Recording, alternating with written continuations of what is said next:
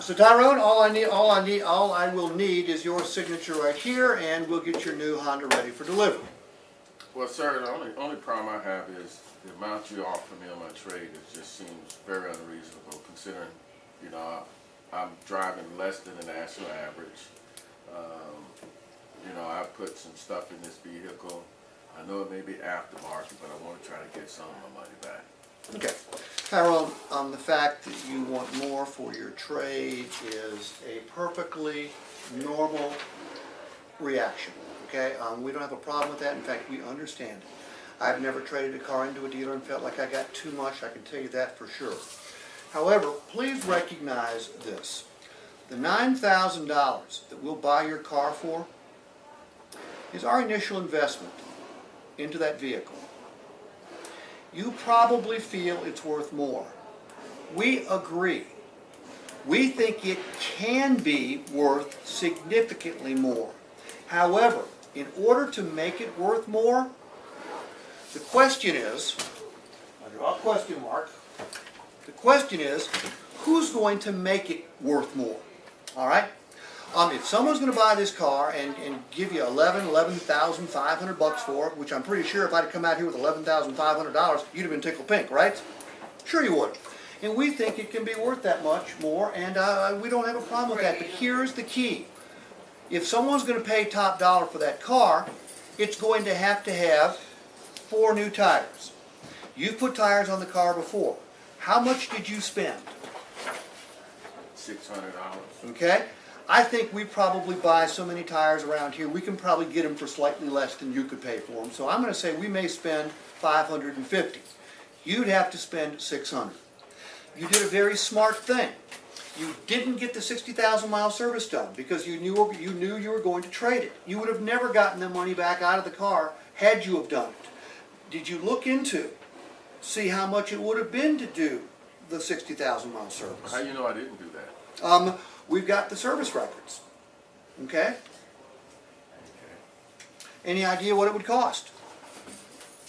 Probably about $600. And again, that's something that we can do internally, and we will pay less, maybe as little as $450.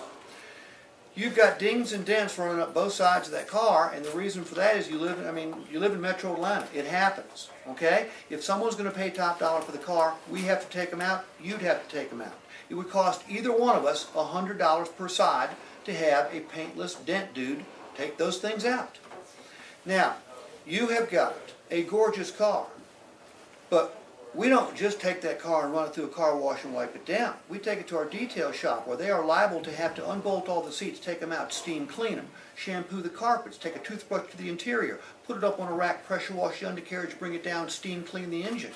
Now, Tyrone, if you were to take that vehicle to Mr. Clean and say, in addition to your $25 Super Deluxe, do me a favor, steam clean the engine, pressure wash your undercarriage, put a special solution on the outside to renew the paint, pull out all the seats, steam clean them. What in the world do you think they'd charge you?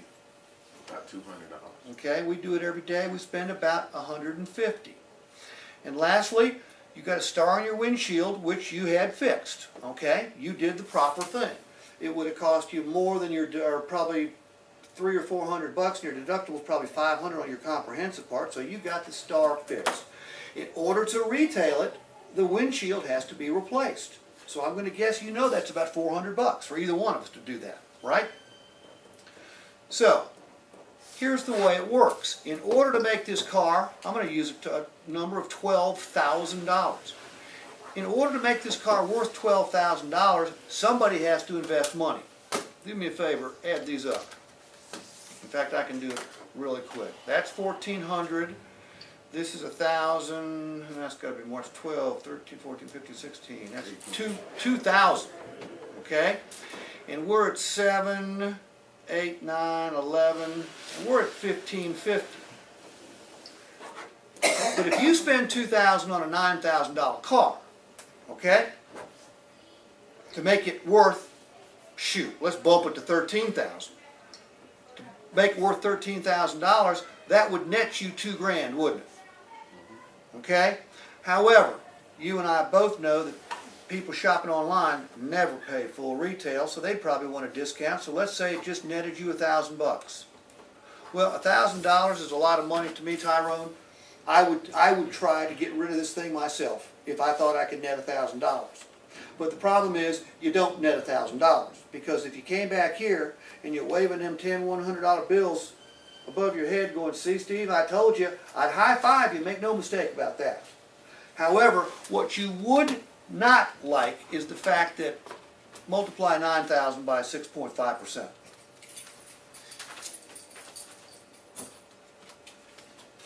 $585. That's the tax credit that you lose, whether you came back to me or anybody else to buy a car. Wherever you went, whatever price you had agreed on would have gone up by $585. So now, investing $2,000 into a vehicle that you're not going to drive again, and hoping against hope that you get as much as $12,000, you've netted $415. But the story gets worse, because now, and most people who are part and parcel to private transactions right now don't understand that they now have to pay tax. And what's happening, and this has been all over the Journal-Constitution, what's happening is people are, once they discover they got to pay tax on the car, are asking the sellers for an additional discount, normally in the amount of the tax, which would completely erase any profit you would have made. So, you can do one of two things. You can become just like me, a car salesman who loses money on virtually every car he sells, or you can okay this right here and take your new Honda home. Which would you rather do? In short, let me take this thing home. Okay, very good. Good job.